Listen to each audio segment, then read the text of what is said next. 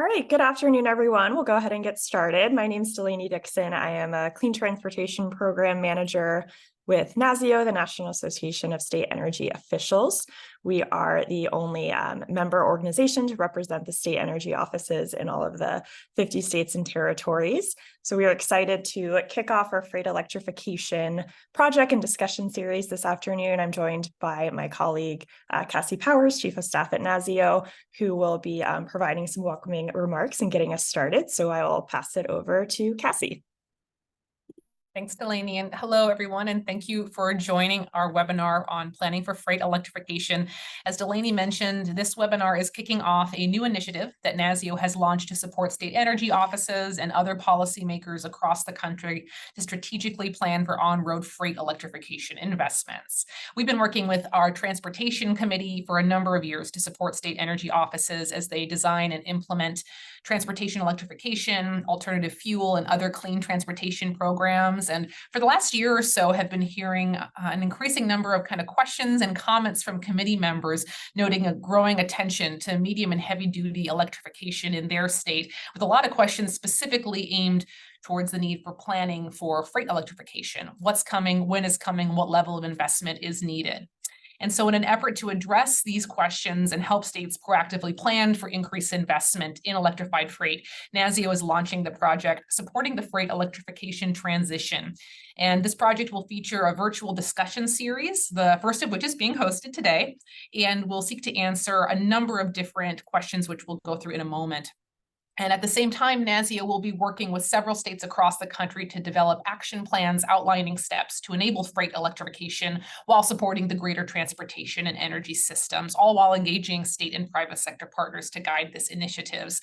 There will be more information on some of the action plan development and in-state workshops as we get into 2024.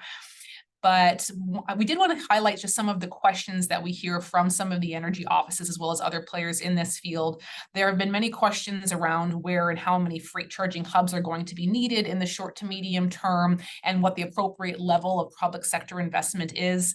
Questions around what the anticipated electric system needs, timelines, and costs are for ensuring adequate electric service at freight charging hubs in particular, and then what are some of the potential types of solutions.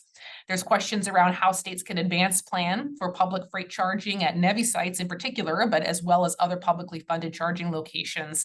And as mentioned, a lot of questions around how public funding can be leveraged to further spur additional private sector investment. And so in addition to exploring some of these key questions, we are excited to also announce that NASEO is assembling a freight electrification advisory group, which will help to guide this initiative. This group is going to be comprised of state energy offices, state DOT and PUC representatives, as well as key actors from utilities, OEMs, charging providers, leading NGOs, including the speakers that we'll be hearing from later this afternoon. And these folks have deep expertise and engagement on this work. The first advisory group meeting will be in December and will, as I mentioned, be used to guide the direction for this project. So just want to say a thank you to all of the organizations on the line who are participating in the freight advisory group efforts. And I will also say that if you are a state agency, in particular state energy offices, if you haven't yet raised your hand to participate but are interested in joining the advisory group, please email me or Delaney and we will get you added.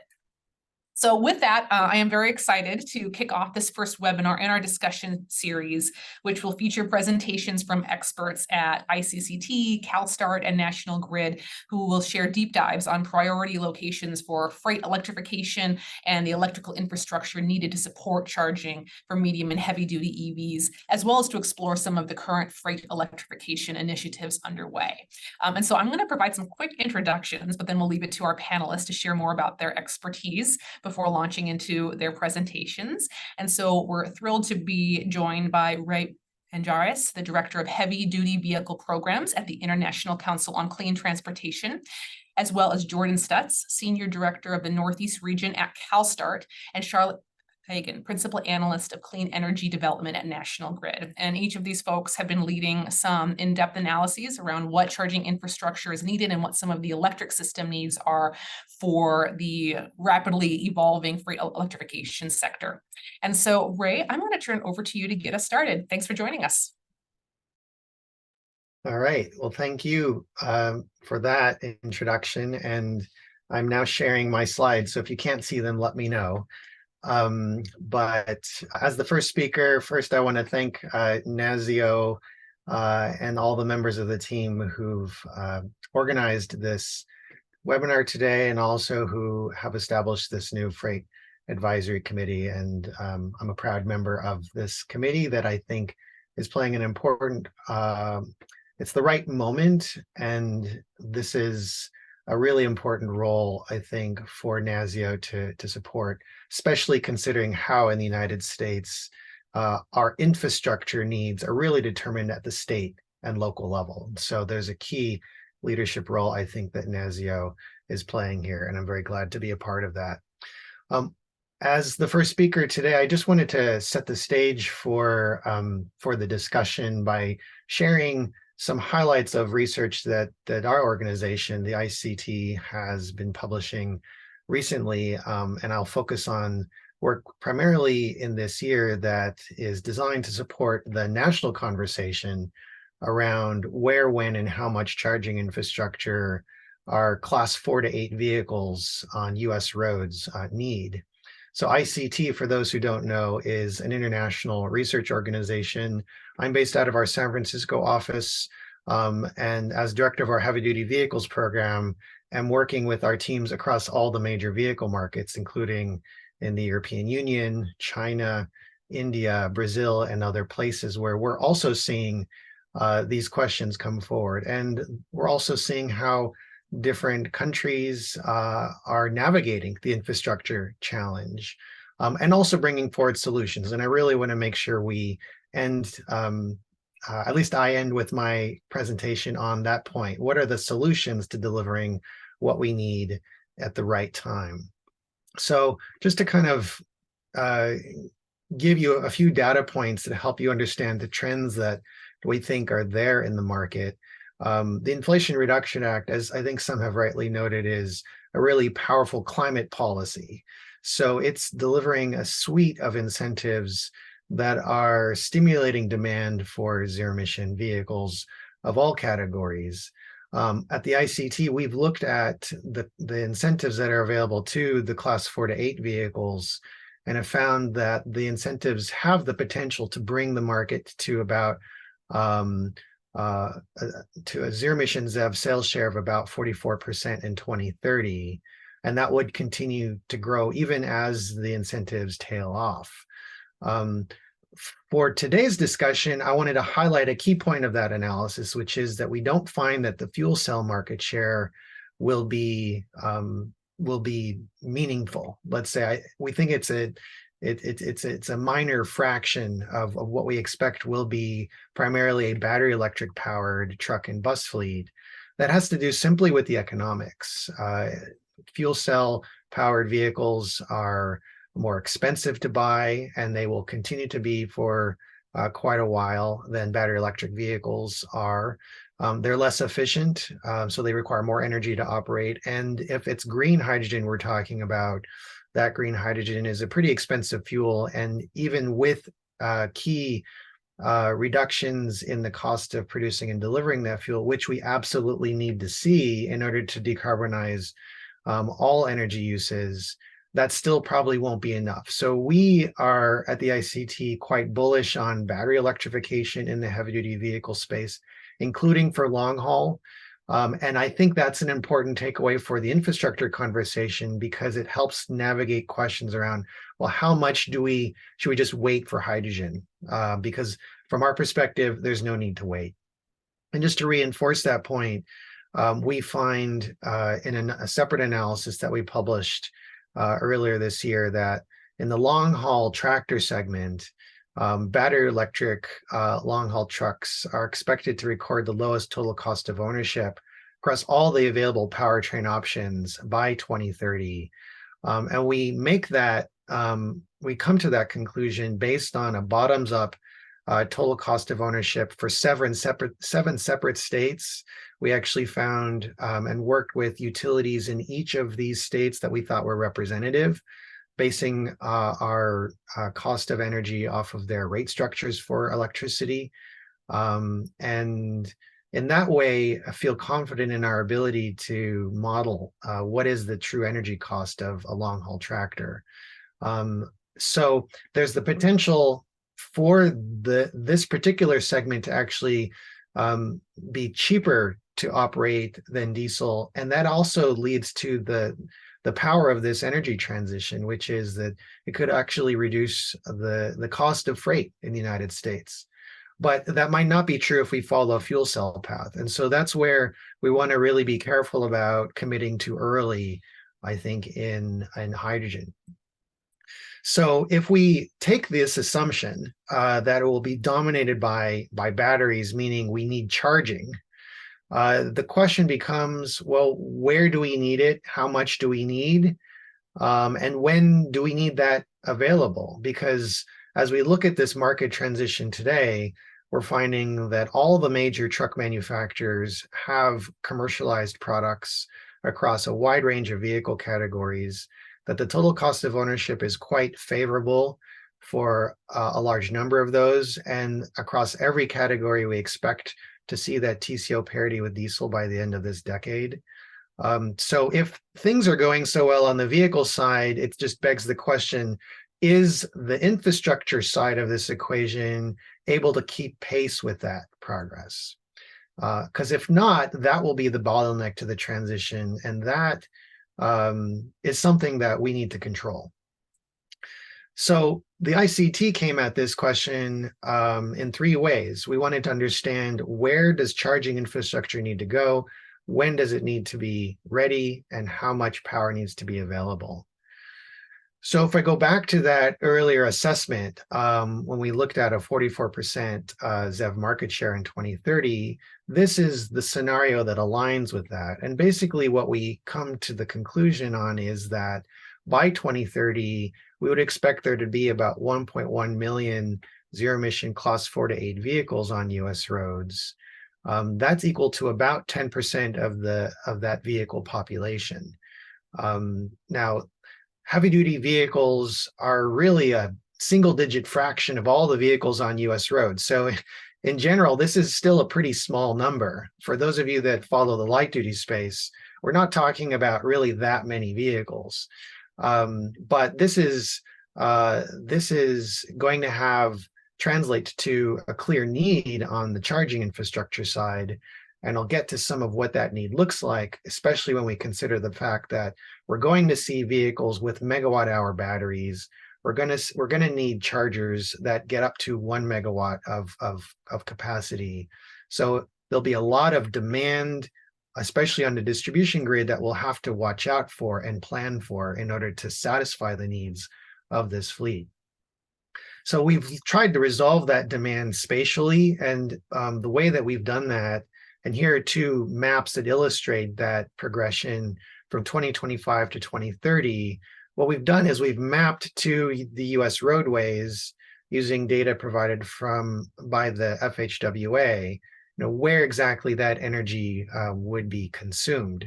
So we've captured this at a county by county basis. We looked at, I think, about for every US county in the contiguous 48 states where we had data. We basically found that this energy demand, especially in 2025, but I think it still holds true in 2030, is going to be concentrated around key ports, key industrial zones, and key freight corridors, which is to say, this is not a transition that every US county will have to worry about equally. And the same would go for US states. The fact is that our US freight network is concentrated in certain states predominantly with trunks and feeders, just as we think about public transit systems. And so the real heart of the energy demand is going to be around those places that concentrate freight activity, especially around ports and the warehousing that supports them. So here you can see the concentration in and around Southern California, where we have our largest US port by volume. We also have the Texas Triangle, which includes Dallas, San Antonio, and Houston, Cook County, which is basically the Chicago metro area, and then the Northeast Corridor. These are really the parts of the US that are the heart of the US freight system. And, obviously that's not all of it. There is a lot more. But for those that are thinking about 2030 in particular, and who realize that it does take several years to build infrastructure, these are the places where it makes sense to start. And I think of those as no regret places. Just to give you a little bit more data from our study, we found that the top 1% of counties, which would be about 30 counties, they alone account for about 15% of what we project would be the national charging needs in 2030. And I mentioned those different parts of the US. That's really what this top 10 is reflecting. Again, Southern California, that Texas Triangle, Chicago area, also Northeast Corridor with places there, and then other parts of the system. But if we want to have a strong and early impact, it would make sense to start in those places where the greatest energy demand is concentrated. All that being said, this is, just to reinforce an earlier point, really a challenge for the distribution system. We're seeing or projecting that the total energy demand by 2030 would probably equal about 1% of total electric retail sales today in 2021, which is to say, we don't really see this as a challenge for generation capacity. It's really about how do we make sure we have enough power in the right places. And a lot of these are going to be urban areas, right? But when we think also about those places in between, what does it look like when we imagine a national infrastructure vision, right? That goes beyond just those no regrets ports, but includes all of the waypoints that connect them.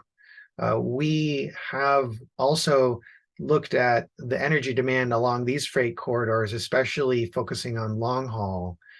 And so just playing with a hypothetical, if there were a public charging station every 50 miles, then we would expect the average one in 2030 to require about 6 megawatts of capacity. So that's just something to play with.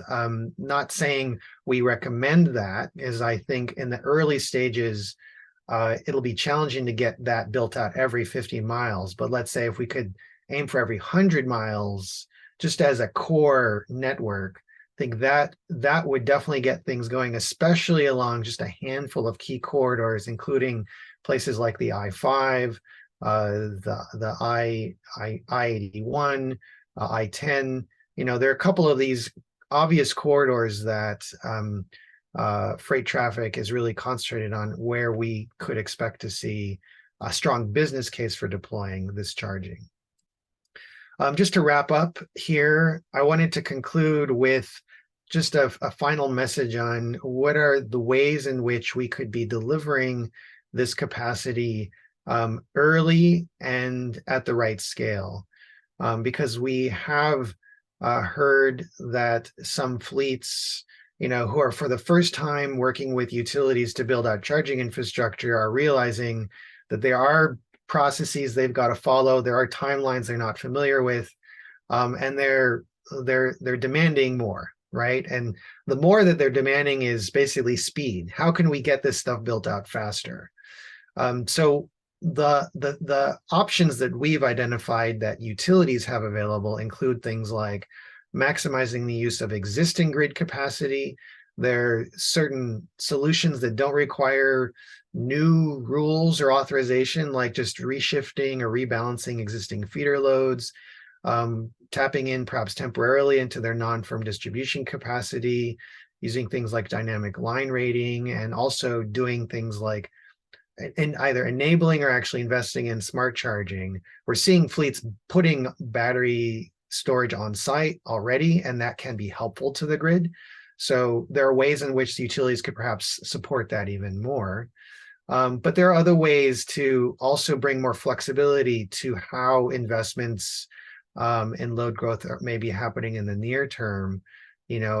For example, creating more opportunities for third-party ownership of distribution infrastructure, utilizing balancing accounts more effectively.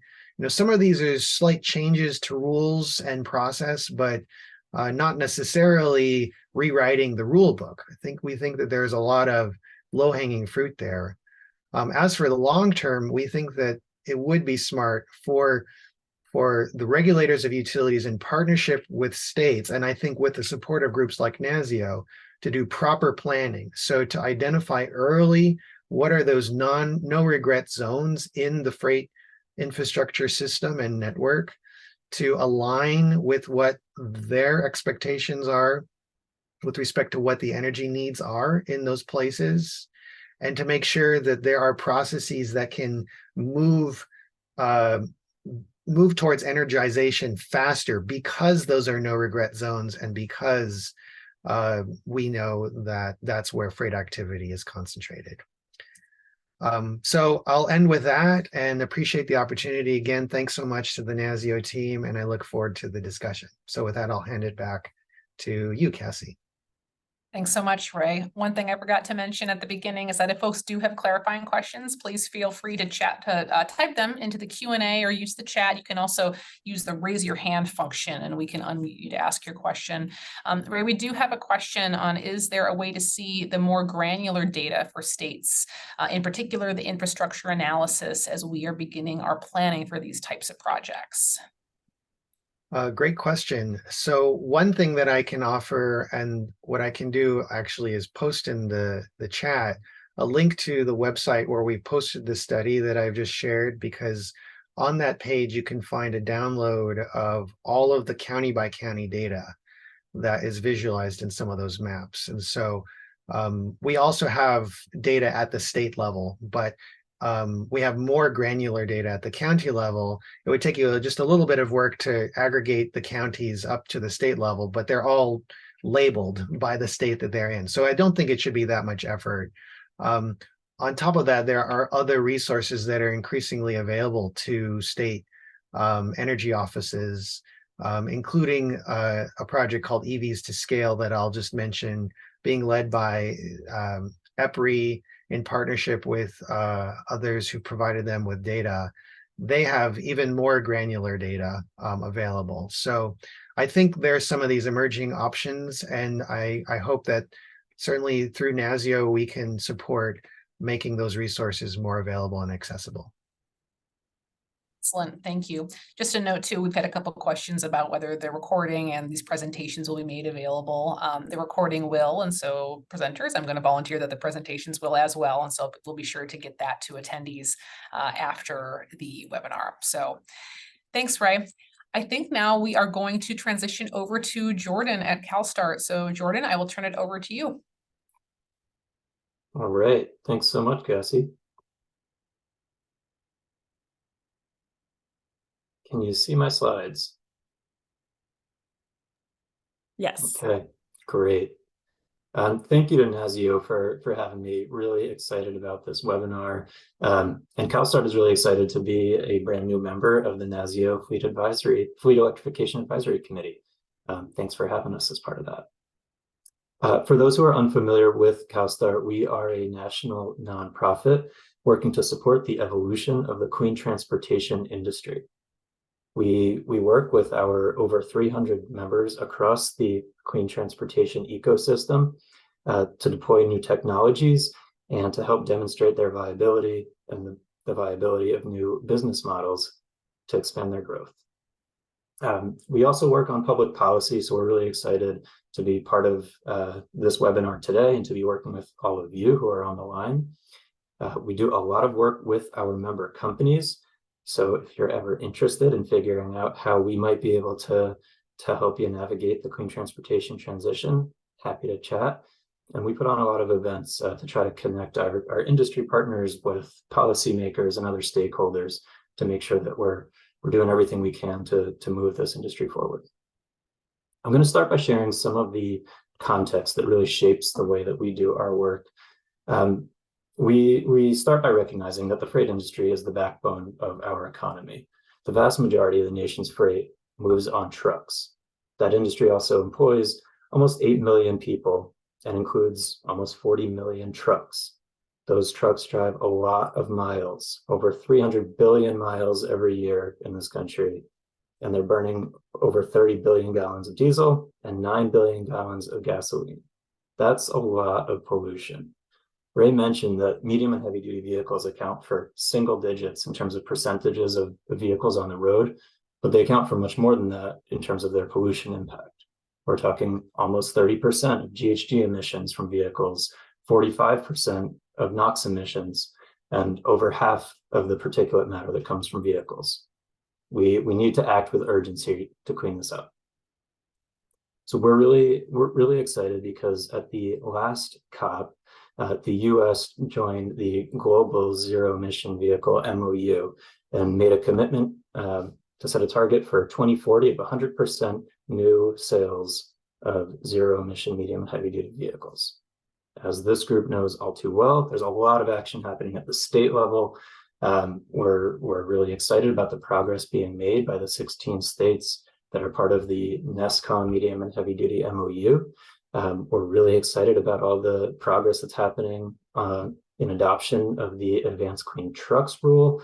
I think this map needs to be updated as of the last couple of months, but we're hoping to see some more adoptions by the end of this calendar year. We're also cognizant of the impact those state policies have on helping the industry move across what CalSTART calls our beachhead model, our theory of change in the clean transportation sector. So we are really looking at initially the segments of the clean transportation sector that are easy to electrify, where we can help demonstrate new business models, we can build out supply chains, and we can build the scale of this industry. And we're steadily progressing through to wave 5. We've already seen some deployments in that wave and are excited about what else we can accomplish this year to really cement our status in solidly wave 5 there. And there are plenty of vehicles that are available to help fleet operators make that transition. This is from CalSTART's Zero Emission Technology Inventory, an online tool. As you can see there, we've selected for just US and Canada, and those are all of the models, medium and heavy duty vehicles that are commercially available as of this year. You can toggle that up to 2024 if you want and see the additional vehicles that are coming, and you can filter by additional criteria to meet your needs. But in order to get all of those vehicles onto the roads, we recognize the critical importance of a really robust ecosystem of policies and state actions. We've talked about the Advanced Clean Trucks rule. We really appreciate the need for incentives. Thanks, Ray, for teeing up how some of the federal fundings can help support those state actions. We're spending a lot of time now talking about the benefit of tying fleet advisory services in with vehicle incentive programs to ensure that smaller fleet operators have access to those funds, and to ensure that those funds are being deployed really efficiently.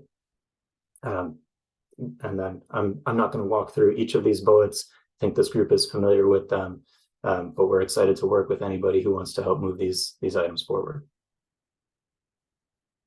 This August, really building on a lot of the work that ICCT has done in this space, my colleague, Michael Joseph, was the lead author on a report called Phasing in Zero Emission Infrastructure, looking at how we can create a thoughtful sequencing of infrastructure deployment, beginning with hubs, moving towards corridors, and eventually building out a national network of charging infrastructure for commercial freight. I'm not going to go into that in great detail today, but there's a link there if folks want to learn more about that report. And right now, we're really interested in figuring out how we can take that great work and a lot of the research that other organizations have done in this space and turn it into action. So I'm very excited to talk about the East Coast Commercial ZEV Corridor. It's a planning partnership that we just kicked off. It is going to be a transformative infrastructure planning effort to enable near-term deployments and identify long-term market opportunities. This is one of 7 DOE-funded planning projects to look into how we can best deploy commercial freight charging infrastructure across the country. The map on the right there shows both the CalSTART-led project, which stretches from Georgia up to New Jersey, and the National Grid project, which includes New Jersey, New York, and all of the New England states. We're coordinating closely with National Grid. I'll come back to that in a little bit, and we'll hear about that in the next presentation as well. But we're really going to be working closely with all the partners that are listed below: Momentum, the Eastern Transportation Coalition, NREL, Georgetown Climate Center, Dominion and Exelon, and then the Queen Cities coalitions all throughout this region, to carefully think through who needs to be at the table and how we can incorporate the best analysis to identify where to install charging infrastructure over the coming years. We're breaking the project up into 4 areas of work: engagement through working groups. We're going to convene a community benefits working group, a fleet needs working group, an infrastructure planning group. Those 3 working groups will all combine to develop a plan over the next 2 years. We're also going to incorporate analysis, again, mainly from NREL, to help us better understand travel patterns, technology readiness, power demand along this corridor, and equity impacts to develop an equity heat map. We'll talk through the best strategies, financing models, site configurations to ensure that the infrastructure we're investing in is truly aligned with the needs of the industry. And then that ultimate deployment plan in 2 years will identify high priority nodes for charging and refueling infrastructure along the East Coast. And while that is not going to come out until 2 years from now, we recognize that nobody who's part of this project wants to wait 2 years. So we are going to be working on some interim outputs and really trying to identify along the way how we can connect all of the stakeholders involved in this project to be better positioned for the next rounds of federal funding to support charging infrastructure deployment, and to ensure that they're doing it in a way that really delivers benefits to the communities that are along this corridor. And the one part of this project that I want to highlight here, the industry working group, this is the part of the CalSTART project that also spans the National Grid project. So we're working really closely with National Grid to ensure that we've got the right stakeholders in the room to help us identify fleet needs and challenges, the best charging solutions that are available based on different use cases, working closely with community representatives and environmental justice groups to better understand how our industry partners can develop solutions that meet their needs, and to develop deployment plans. And we've got a wide group of partners who are part of that, so we're really excited to kick things off. And I'm going to stop there. I know the next presenter's got a lot of great information on this, so I'll turn it over. Thanks, Jordan. We did have a question come in touching on some of the policy work that you all are doing on related to if there's been any progress on repealing the excise tax for electric trucks. Good question. I don't have an answer to that. I can certainly pass it along to our policy team. Trying to pull up the question here. Sounds good. I also have one more question for you before we turn it over to Charlotte. You highlighted that there is work on corridor connectors that's needed, as well as eventually getting to national network nodes. Can you talk a little bit about what is needed to get from hubs to the corridor connectors in the next few years to ideally the national nodes in 5 or 6 years? Yeah, and actually I think that's really what these DOE funded planning projects are going to be so critical in achieving, is really pulling all the right stakeholders together into one table to identify how we can build out a corridor that connects what's happening at the ports with those major stretches of highways. We want to make sure we're connecting a lot of the heavy traffic freight regions that Ray pointed out in his slide.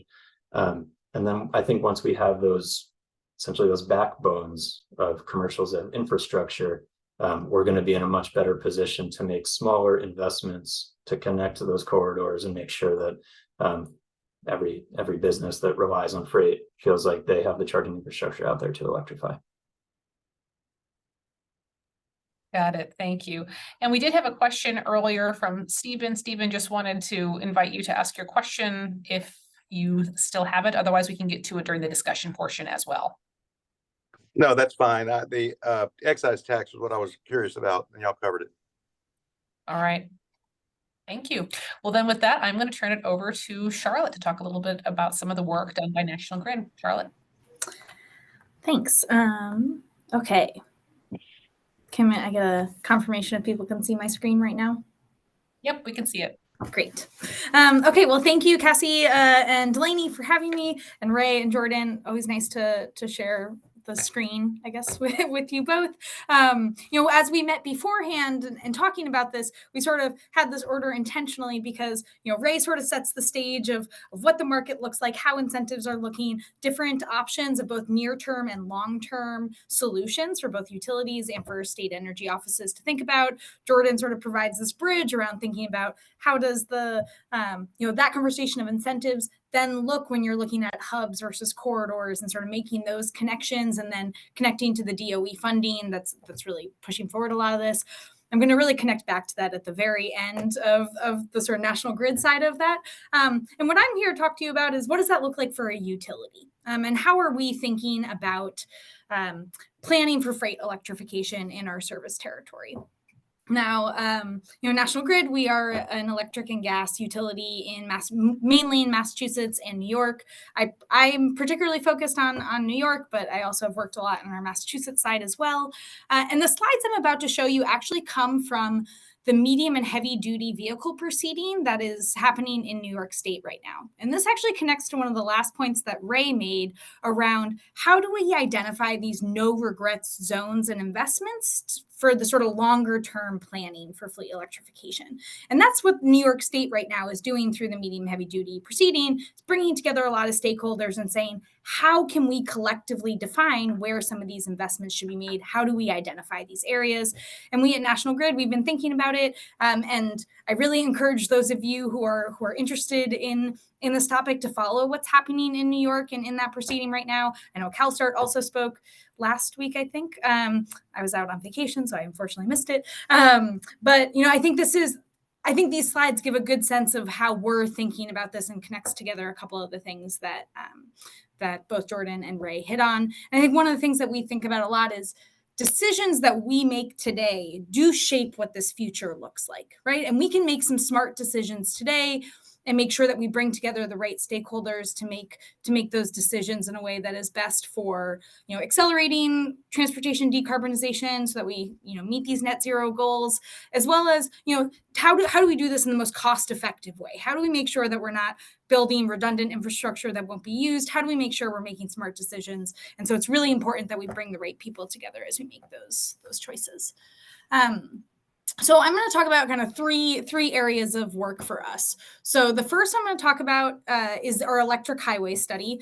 Some of you may have heard me speak about this before. I feel like I have given this presentation many times, but I'm still excited about it. The second group of work we do is we think about fleet electrification, thinking more about depot charging. And what does that look like? Not en route charging, but depot charging. How do those two interact? And then some of the work that we're doing moving forward. This is typically how we think about this is we think about highways and we think about fleet depots. And then, of course, these two things interact with one another. They're not just in silos. For us, this is a totally new methodology around forecasting. Electric utilities have a really long history of forecasting load growth, and it's tended to be pretty steady. If anything, it's actually been flat for a long time, and at least in our service territory. I think in other areas of the country, there's maybe been greater growth. In our area, it's been pretty flat. And so transportation electrification is a really new way of forecasting for us, which has meant that we need to use some new methods, think about things in different ways. We traditionally haven't had to think a lot about transportation, so we've had a lot of learning. And so I'm hoping to share some of that learning with you all in hopes that this can help inform how you all think about how to best prepare for fleet electrification in the future. So in this first study, which we worked on with CalSTART, as well as RMI and Stable Auto and Geotab, we looked at 71 sites across Massachusetts and New York and looked at how much charging what was the charging demand going to be at these 71 sites, mainly on pretty big highways or big state highways or interstates. And as the vehicle stock turns over to electric vehicles, in Massachusetts and New York, we have a lot of policy assurance because we are signed on to the ACT rule. It gives us really good sense of the direction that we're moving and the targets that we need to hit. And so looking at that saying, okay, well, how much charging are we going to need? Where are we going to need it? And when are we going to need it? The same questions that Ray was asking earlier. I think Ray referenced that ICCT found that the average public charging site needed about 6 megawatts of power in 2030. I think if you look there, you're probably looking at something pretty similar. If you average those, about 6 megawatts of power. But what we find is that as especially medium and heavy duty sales targets pick up in the 2030 to 2045 timeline, the power needs at these public charging sites really increase as well. And one of the big things that we find is that in our service territory, the typical limit for how much power we will serve on a distribution line is about 5 megawatts. Depends on the service territory. It really depends on your system. They're quite unique. But in our area, we typically say if it's above 5 megawatts, we start to assume that we should serve that site with transmission service. Now, for us, that means maybe needing to build a new substation or tap or build a new feeder line out to these, right? Transmission lines are like the highways, right? And distribution lines are like, your roads off the highway. Although you guys are energy offices, you know this stuff. But it takes us a long time to build those. It takes us 4 to 8 years to build those sorts of solutions. And we, I'm sure you've seen plenty of the headlines these days. Utilities are the bottleneck right now in charging infrastructure, being able to serve load fast enough. And so, we're really trying to think, how do we get ahead of that load and enable charging so that it's there and ready when the trucks arrive? The OEMs are saying the trucks are ready. The charging infrastructure is what's lacking. So we want to make sure that we're finding the right places to install that power. But what we find is sometimes lost is when you look site by site, you miss the fact that these sites interact with one another. So what we're starting to think about is, instead of saying that, okay, you have these 71 sites and here's how much charging you need at each of them, we're instead looking at this and saying, okay, we're saying this whole area of I-90, this is an area of need that we need to serve with charging capacity. How do we serve this whole corridor as opposed to just thinking site by site? Because these sites interact with one another. And so, for example, one site that might cost, there's a huge variance in how much it costs to serve power to a site, depending on what infrastructure you can leverage and what's nearby. And that could be like $100 million swing. And so, to us, it makes a lot of sense when we think about how do we build an economic and cost-efficient system, is to make some smart decisions about where are the most cost-effective places that we can build these charging hubs that are both sort of good from an electric infrastructure perspective, as well as good from a transportation network perspective, and especially where are sites where, that are good for truckers, places that have services like showers and laundry, and places where truckers want to spend time and serves their needs, as well as places that is easy to serve from an electric infrastructure perspective. So trying to think about that as a network effect and trying to move past sort of site-specific analysis and thinking more around how do you serve a whole corridor. So that's kind of one of the big lessons that we've learned and that we're continuing to think about. It's something we're definitely bringing into the DOE-funded study that Jordan referenced, and I'll talk about a little bit more at the end. So that's kind of how we're thinking about corridors and highways in our territory. One big pillar of work. The other pillar is thinking about fleet electrification and depots and trying to figure out what happens when all of the trucks in an area electrify. Because of how land use works, a lot of commercial and industrial land use is next to one another. So we tend to see clustering of these sites. So we have a 2-part study that we've been working on with Hitachi Energy for about 2 years. And I'm going to drop some links in the chat right now to both of these studies. If I could find my mouse, there it is. So the first study looked at, okay, there's looking at one area of our service territory, what happens if all the fleets electrify, and sort of looking at what happens. And then in the second study, we really zoomed in just on one line, one distribution feeder, and said, what happens on this line? It's a line that's in a really rural part of our service territory. If you drove around there, you wouldn't think that this is like a big industrial area, but it does happen to have both some UPS and FedEx distribution centers on it. It actually has 400 trucks served that are all parked on one line. And if these trucks are going to electrify by 2045, which is, the mandate in New York State, that's what happens in this area. So what we found, we like to call this feeder, and for us it's feeder 18, we call it the little feeder that could, because this is actually a great place for fleets to electrify, and this will be true in a lot of areas, is that this feeder has right now has really low base load. It only has about 2 megawatts of load on it, depending on if we're looking at the summer or winter rating. It could go anywhere from sort of 8 to 12 megawatts, which means like a third of the trucks on this feeder could electrify, and it would be fine. The feeder could handle it. It would work pretty well. But 400 trucks is a lot of trucks. And if all of those trucks electrify, then we're looking at, anywhere from 18 to 25 megawatts of load. That's a lot of power to an area that right now has 2 megawatts of power of demand. That's just a big shift. However, and Ray referenced this earlier, is that this is actually an area where, right to the side of this feeder, there's another feeder. And if you just switch some of them, you can sort of handle the next third of electrification. And so you can find that this is an area that right now is a good place for fleets to electrify. And because of the infrastructure around it, we can actually leverage a lot of it, repurpose it. You don't have to build a whole lot of new stuff to serve this for a while, which that's a really positive story. And so we like to try to balance the fact that, yes, we need to build things and there do need to be investments made, and balance that with saying, but there are also a lot of places that we can use existing infrastructure to serve those. This isn't all sort of a dire story. There's a lot of good things out there too right now. And this is it's a very simple graphic, but of course it shows that if you have 400 trucks in an area, they climb up the demand curve here. What we find is that about a third in, all of this can basically be served by the current feeder. This is great. That next third, that 33 to 67% right here, we can pretty easily handle that with just switching around between different feeders. When we get to sort of 2/3 electrification, that's when we start to we've kind of maxed out everything. And that's when we need to start to think about maybe building a new feeder or a new substation to serve this area. We have also found that, a lot of projections say that we might have medium and heavy duty vehicle stock growth. What happens then? Trying to also consider that as well. However, this is a very positive story in our service territory. We wish that all areas had as much headroom as this area has.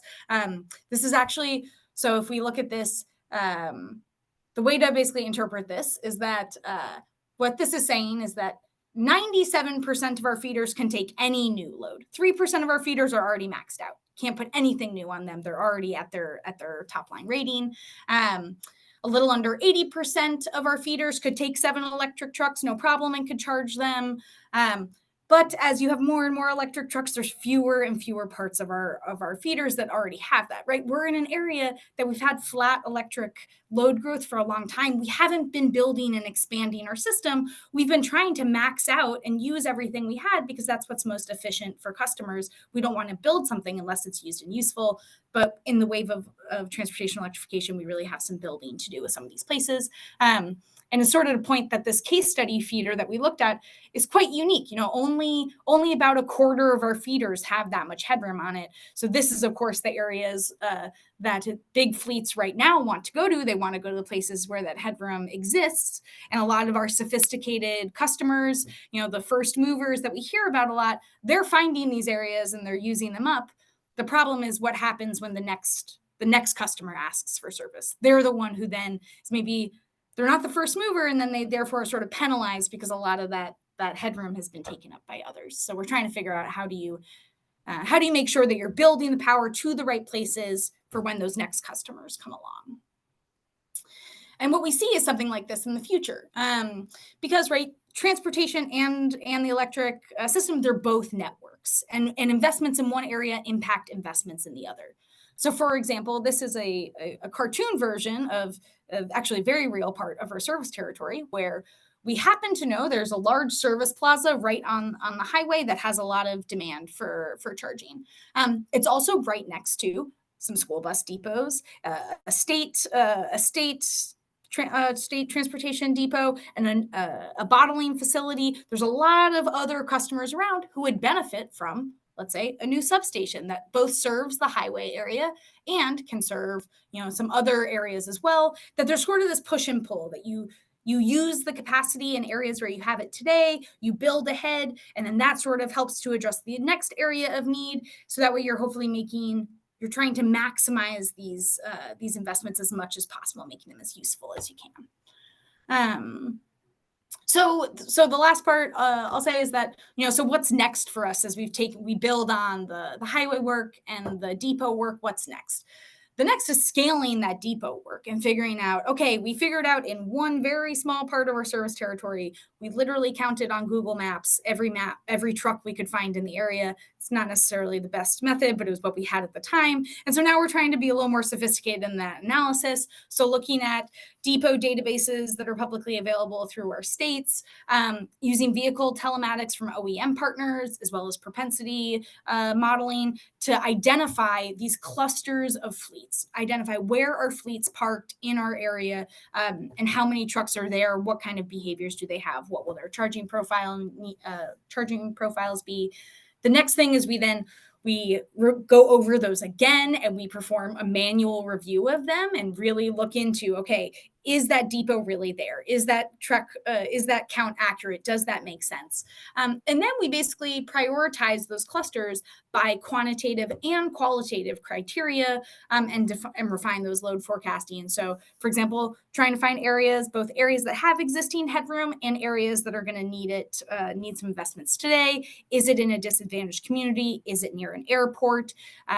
Trying to bring together a bunch of different criteria to rank where should we go first. And that's something that we've been working on in the medium and heavy duty proceeding in New York, because for us, right, as a utility, we can only make those investments if our regulators are on board with that. And we want to make sure that all stakeholders are aligned before we make those sorts of investments. And lastly, I will say, and those of you on the call, some of you might have already heard about this. This is the sister project to CalStart's project, the Northeast Freight Corridors Charging Plan, where we're looking at essentially from the Port of New York and New Jersey, looking northeast and west along major freight corridors. I know that Sarah McKiernan from NESCOM is on the line here.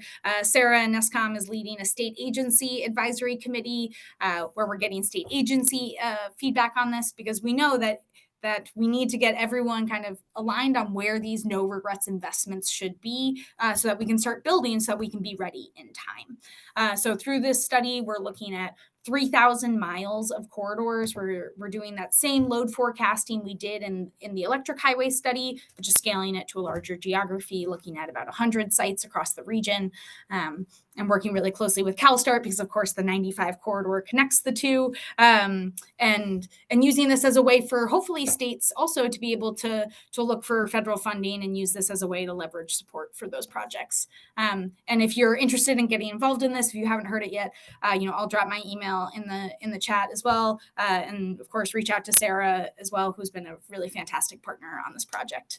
And with that, I'll hand it back to you, Cassie. Thanks so much, Charlotte. And thanks to all for your insights. We do have a question in the chat, Charlotte, for you. Is National Grid's slide on system capacity, or it appears that the assumption is 150 kilowatt charging for electric trucks. In conversations with Daimler, they suggest that we need to be looking at a minimum of 350 kilowatts and most likely 500 or 1 megawatt. How does this change the story of capacity for National Grid?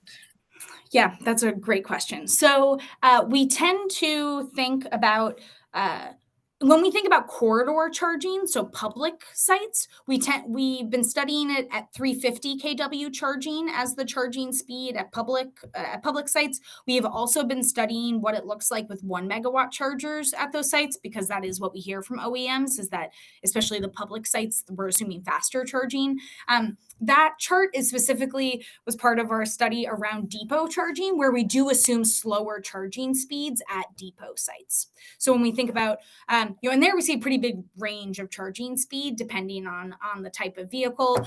So that's why 150 is what we sort of taken as the average there. But that's a really great point. And I think especially for public and corridor charging, we definitely assume faster charging to meet the needs of truckers and those who are using those public sites. Great, thank you. All right, I have a number of questions for our panelists. Just a reminder for folks who are on the line, you can send in questions through the Q&A function or raise your hand and we can unmute you. Also, just to know, we actually have this scheduled for another half an hour for folks who would like to stay on to participate. But otherwise, we will of course wrap when the time is right. Charlotte, we do have another question that's coming for you. At what point will microgrids potentially start to play in meeting depot supply needs? We realize that National Grid is focused more on providing electricity to site, but at what point might microgrids be considered versus, for example, a new substation? Yeah, I think our feeling is that all options are should be on the table, that some places it makes sense to leverage existing assets. So for example, in our service territory, we think a lot about the I-90 corridor and I-87. So for those of you who are not quite as familiar with New York state highways, I-90 runs basically east-west across New York. 87 runs from New York City to Montreal. Along 90, it happens to be like a lot of our transmission lines run parallel to the highway. And so therefore, it does just become, we're finding, more cost effective to serve those sites just using those transmission lines. They're there, we should use them. Along 87, we have a different challenge. It's a really rural territory, runs through the Adirondacks. There are no transmission lines like anywhere nearby, or the only one that does exist is the soon to be buried Chippy line that goes under Lake Champlain, not something that we can tap into. And so those are areas where storage, microgrids, that it's going to be necessary to serve those sites in rural areas because there isn't transmission to leverage. And so I think it really depends on the geography of that area. And we absolutely believe that every solution should be on the table because we're going to need all of them. So I think that leads to another question for any of our panelists is what is the role of distributed generation or storage technologies when it comes to meeting some of these needs? I mean, we're going to be expanding transmission substations and making sure that electricity gets to site, but particularly at some of the more rural or remote locations where there might be corridor freight charging needs, what opportunities are there and what role do you see in distributed generation being added on site?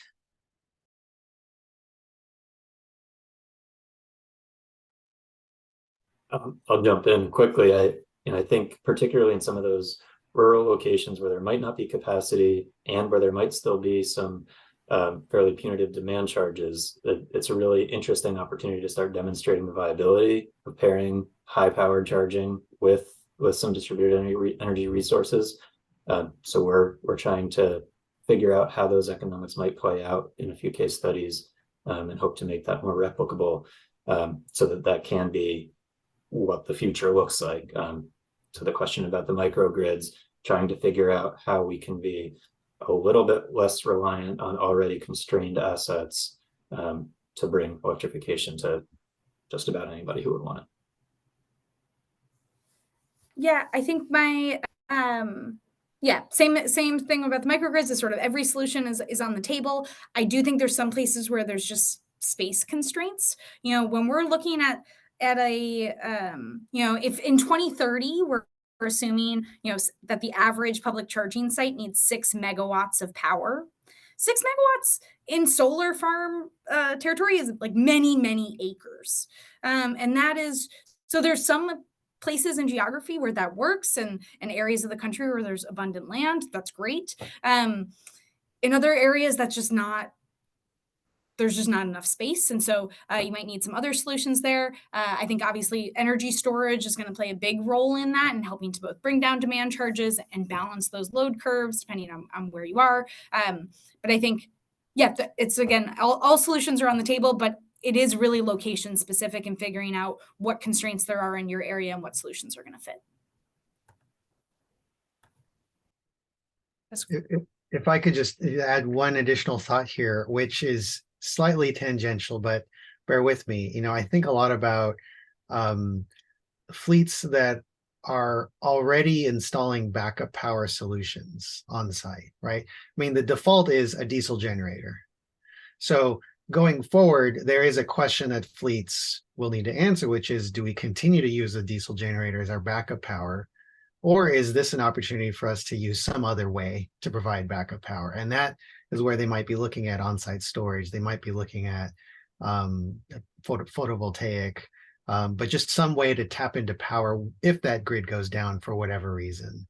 And it just so happens that also can, if there is enough of an incentive from the utility side or the grid side to actually choose that zero emission path, then I think now's the time to make sure that that signal is clear to the fleets that are really facing this question kind of now.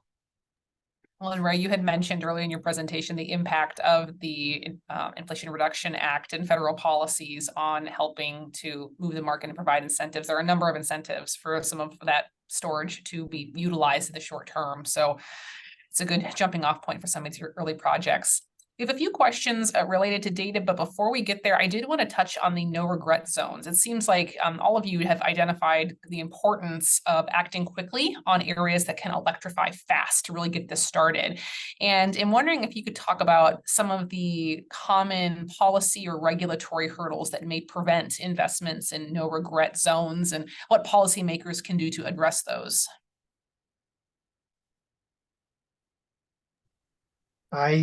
I wouldn't consider myself an expert on this question, but just to reflect on what I'm aware of and what I understand is happening with fleets, that there is a certain process that they have to go through. I mean, there is no way in which utility necessarily will build that capacity ahead of need. So typically utilities are waiting for the applicant to put forward that request, and it has to include a lot of data, justification, et cetera, for it to justify the utility to then go ahead and put it on their books and actually start working on it.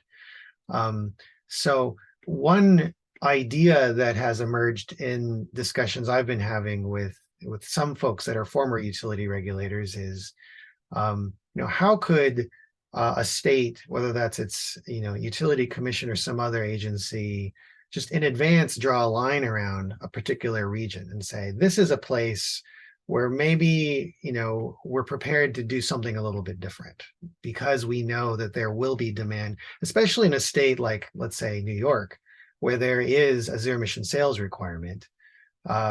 Those electric trucks are coming, right? So that suggests that the risk is not so great as it once was in planning for that demand to come. So there is a kind of a question here in terms of, well, what do existing rules allow? And I expect that, and Charlotte, maybe you're seeing this in the proceeding in New York State, that they're taking up this question of, do existing rules allow us to go ahead and start to plan for and actually authorize infrastructure build out ahead of the actual applications? Because if not, maybe there's a little tweak to the rules that we need to make. Yeah, that's exactly what the medium and heavy duty proceeding is addressing in New York. There's basically two phases to it, or two parts. One is around make-ready programs for medium and heavy duty vehicles, and the other is around proactive planning. Because you're right, Ray. Utilities, we cannot build ahead of need because customers pay for that. And we take that obligation very seriously, that if we build infrastructure, it must be used and useful. Otherwise, it's not good for us or anybody if we build something that is not used. And so that's why it's so critical for stakeholders to agree on where those no regret zones are. Utilities, we cannot make that decision in isolation. That would be irresponsible on our part. We need our state agency partners and industry partners to all agree that these are the areas where we can build ahead of need. And I think there's a couple really obvious ones. Corridors are a very, very easy starting area. We like to say that right now in the areas we're trying to identify, we are trying to identify the big dumb areas, like the areas that no one can disagree that these are like that we should electrify here, especially New York State, for example. We have a school bus electrification mandate, and that is coming really soon. So areas where we see hundreds of school buses all parked right next to one another, like that's an area that we should build capacity to, even if we haven't gotten that load letter yet. But I think, it's absolutely the decision of our regulators to allow us to do that. And that's why we really need, stakeholders to agree on where those no regret areas are. That's great. Turning to some questions around data, utilities can sometimes be difficult to engage when trying to identify what data is needed in the planning phases. And Charlotte, question for you, how can we best interact with utilities to get information on locations where grid capacity exists versus locations where development of charging should be avoided? Yeah. It's a great question. I wish I didn't know how true that was, I think that all utilities are very different. For example, National Grid, we are in an area where we have a publicly available EV hosting capacity map. You can go onto our website. It's a 6-month delay. It's updated every 6 months. But you can get a pretty good sense from that. It's color coded red, yellow, and green of where there's capacity and where there's definitely isn't capacity. Other areas of the country should maybe consider doing something like that. But that is regulators' decisions. That is not, and so our regulators made that decision and we said, yep, here's the hosting capacity map. I know that New Jersey, for example, they have and we heard about this at the NASEO AASHTO conference in DC this summer. They have a red light, green light, yellow light process where, an applicant submits to the utility has 2 weeks to respond and basically say, red light, definitely not, green light, yeah, you're good, you're probably good to go, or yellow light, give us a little while to give you a better answer. And so, I would definitely say that's like a regulatory and policy question that, yeah. Definitely. And we'll also just flag that in addition to the investor-owned utilities, the munis and the co-ops, while not regulated in the same way, faced similar challenges with sharing data. And some of the takeaways from the conversations we hosted in early 2023 with utilities and states from across the country highlighted that there were many different policies in utilities about what data could be shared for capacity constraints, with many citing energy security and cybersecurity concerns as one of the chief reasons for not widely sharing some of that. So for the states on the line, it sounds like a number of states were able to engage directly with utilities to get that information, but it did take a few extra steps. So we did have a couple of comments too in the chat about EPRI's EV S2 scale initiative, and just that they are identifying a way to identify no regret zones and ways to get utility commissions and policymakers to approve investments in advance of need. And so I just wanted to share that with folks. EPRI will be joining the advisory group. And so certainly looking forward to sharing more information about EVS2 scale with states. And so one other question that came in, which is a little bit outside of what we've been talking about, is that really more of a comment that a number of different project areas that were highlighted on this call are in areas that recently won hydrogen hubs. And so wondering how this large federal investment in hydrogen research and economic development opportunities associated with hydrogen investments might figure into your plans.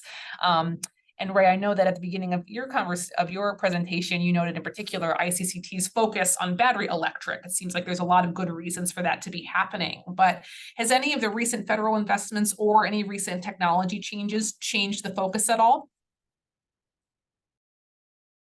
I think, first of all, we need hydrogen to decarbonize many parts of our economy. So I want to make that message clear. There are certainly within the transportation space, certain modes where I'm thinking of marine, for example, and the ICT, we have a marine team, which is very clear that there is no decarbonized marine solution in the long term that does not use some form of hydrogen. So hydrogen production hubs are production hubs. They're not necessarily determining what the end use will be, although I understand that there were several of the hubs that were proposing certain end uses. So I think from a public policy perspective, it makes sense for the US to be investing in especially the production of green hydrogen and ensuring that the cost of that comes down quickly. And I think from the perspective of on-road commercial freight, I think the only kind of thing that I think I'm distinguishing here is that the economics may not be that strong for that particular segment, but it doesn't mean that there isn't a role for hydrogen in other places. And utilities are looking at this, and potentially, utilities also have to factor in, to what extent will they need to be sources of the electrons that are going to be powering the electrolyzers that will satisfy the demand that might emerge. And so even to the extent we're not talking about charging or refueling for hydrogen trucks, there may still be a calculation that utilities have to make about, well, do we still need that substation or distribution capacity to power electrolyzers that might hit our grid at some point in the future? Great point. I'll chime in for the CalSTART-led DOE planning project. I think Charlotte and Ray combined offer the answer that I see, where we absolutely need to evaluate everything. Everything is on the table, but we see electrification as doing most of the heavy lifting when it comes to decarbonizing freight. So for our project, we will definitely be talking about the role that hydrogen will play in supporting some of the long haul decarbonization, but it's not going to be the focal point. It'll be supplemental to electrification.